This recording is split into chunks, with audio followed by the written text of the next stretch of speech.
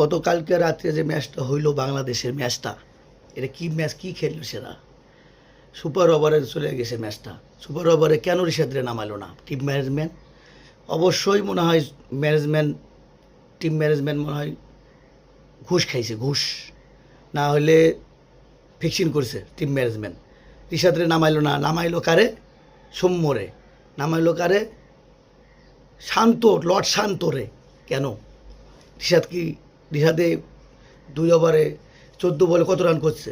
14 বলে 39 রান। সেই রিশাদরে না নামাইলো সব আঙ্গু বাঙ্গু সাঙ্গু বাঙ্গু। কেন?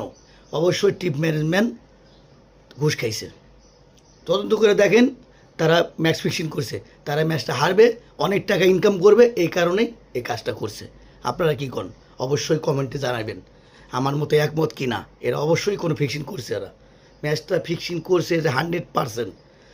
ম্যাচ ফিক্সিং না করলে এইভাবে এই ম্যাচ 1 বলে আমরা 5 রান করে হালাইছি, নো বল ওয়াইড, কিছুই কামে করতে পারে না, পরে 1 বলে 4 লাগে, হ্যাঁ এটা কোনো আবার ওয়াইড, তারপরেও কিছু কাজ করতে পারলো না। অবশ্যই টিম ম্যানেজমেন্ট এটা ম্যাচটা ফিক্সিং করছে। আপনারা কি বলেন অবশ্যই কমেন্টে জানাবেন, আমার সাথে একমত কি না।